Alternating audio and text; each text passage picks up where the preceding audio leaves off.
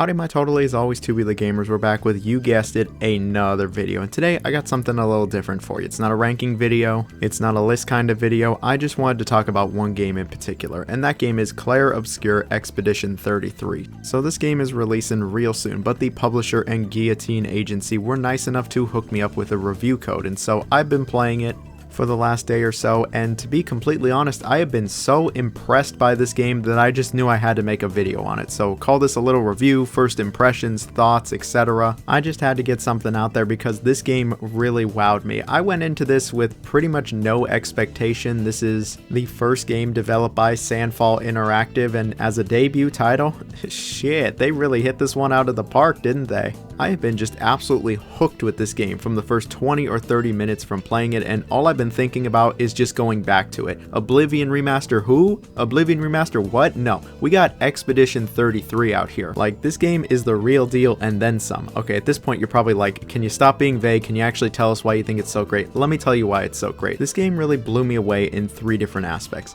the story, the combat, and then the presentation. Let's start with the story. So the story of Expedition 33 isn't the most simple. It's not as shrimple as that. It's actually a bit nuanced, and I think it's pretty interesting.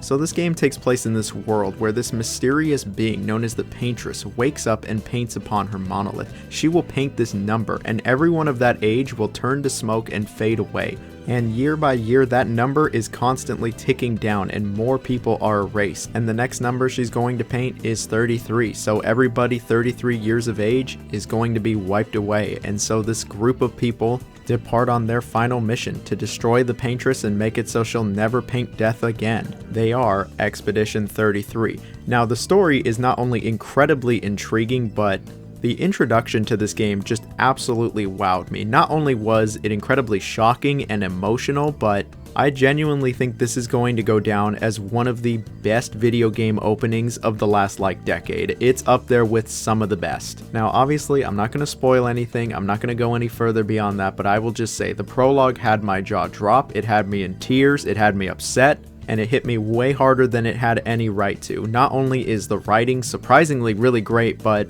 I found the characters and their performances to be rather captivating. And the story doesn't stop being great after the intro. No, it keeps getting better and better. Here I am, well past the first few areas of the game, and I'm still wildly intrigued by the story and absolutely engaged with it. Obviously, it could fall off in the end, they could do something stupid towards the end, or it could be disappointing. But I can tell you, the first third of the game, the story just goes really hard, and I think a lot of people are going to go crazy over this intro. And these characters feel so nuanced. They have so much depth immediately. They're not just all goody two-shoes. No, they actually have personalities, anxiety, and emotions. The voice direction is also really great in this game. I know there's a lot of well-known voice actors and actresses. It made it, but I thought the direction was just really solid. It felt like these characters really did know each other, and I was just locked into these characters, the world, the setting, and that's exactly how I feel about Expedition 33. So it would be one thing if the game had like a really good story and characters, but then, you know, the combat or the gameplay just kind of sucks or is so-so, but no, the combat is surprisingly really good in this game. So like many others, when I first saw this game, I went, oh, it's a turn-based RPG, a Western-developed turn-based RPG. Those are very rare. But I was incredibly intrigued to see how this combat would play out. I can tell you now, the combat is legit in this game. Not only is it fun, but there's actually a lot of depth to it. Obviously, it was very much inspired by Final Fantasy and especially Persona, but it feels like it also has its own spin on things. I really love the timing-based button presses in the combat as well. Obviously, games like Paper Mario and Super Mario RPG and even the South Park games had something like this, but it doesn't ever feel like it's been done in this way. Especially when it comes to the parrying. Parrying is obviously something that's very popular in games nowadays, and so to see it in a turn-based RPG and done as well as it is, oh, it's nothing short of remarkable. The parry feels really good. The combat in general actually just feels really good, but I love not only how fluid and intuitive it is, but I love how different the party members are from each other, and I love just how much variety you have for your attacks pretty much right out of the gate. And as I've been playing through the game, I've unlocked more moves, more strategies, and I feel like I'm just opening this huge sandbox when it comes to the combat, and it's all been just a really great time. And thanks to the timing-based button presses, I am thoroughly engaged with this combat the entire time, no matter what I'm fighting. I also will say that the difficulty has actually been a bit on point. I'm not going to say this is hard or anything, but it has not been a total cakewalk here, and that is something else that I absolutely can appreciate.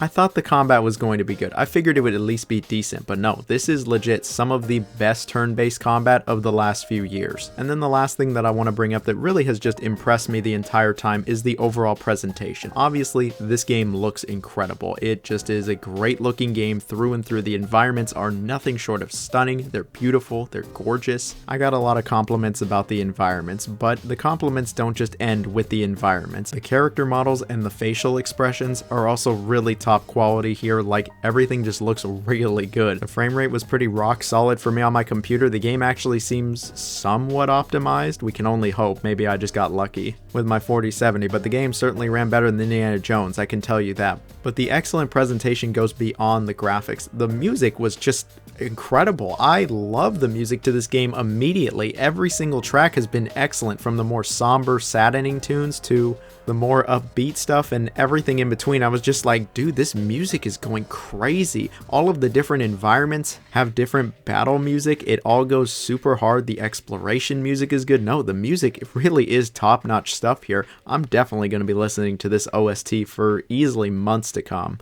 and I suspect a lot of other people will be as well. And so that's really what blew me away about Clair Obscur Expedition 33. It had a very emotional, incredible introduction. The story has me absolutely hooked. The characters are intriguing and actually have a good amount of depth. The combat is way better than I thought it would be. It's satisfying. It feels like it's some of the best turn-based combat you'll find in a modern game. And then the presentation, yeah, I really got no complaints there. It's all just really great stuff. And when it all comes together, yeah, it's no surprise that a lot of people are popping off about this game, and I am too. Now, I will preface and I guess repeat myself, I have not beaten the game. The game totally could fall off at the end. It totally could have a lackluster or stupid ending, but fingers crossed that that absolutely doesn't happen. The pacing so far has been really great, and all I've been doing is thinking about this game or playing this game, which is usually a great sign. And so overall, at the very least, I can recommend the game to people who like RPGs. I wouldn't be surprised if this is one of the best games of the year. I wouldn't be surprised if this is like the RPG of the year.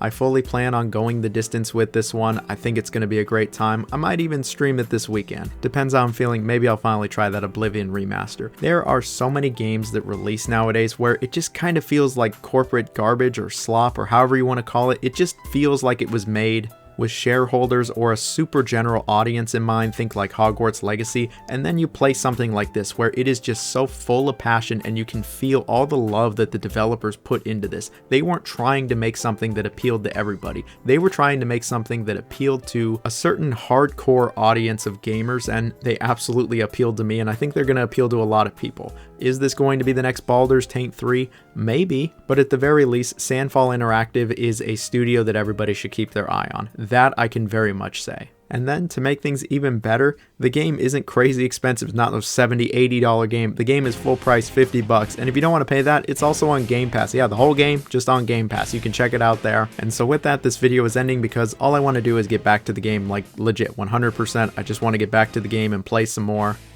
Stay safe, everybody. Bye-bye now.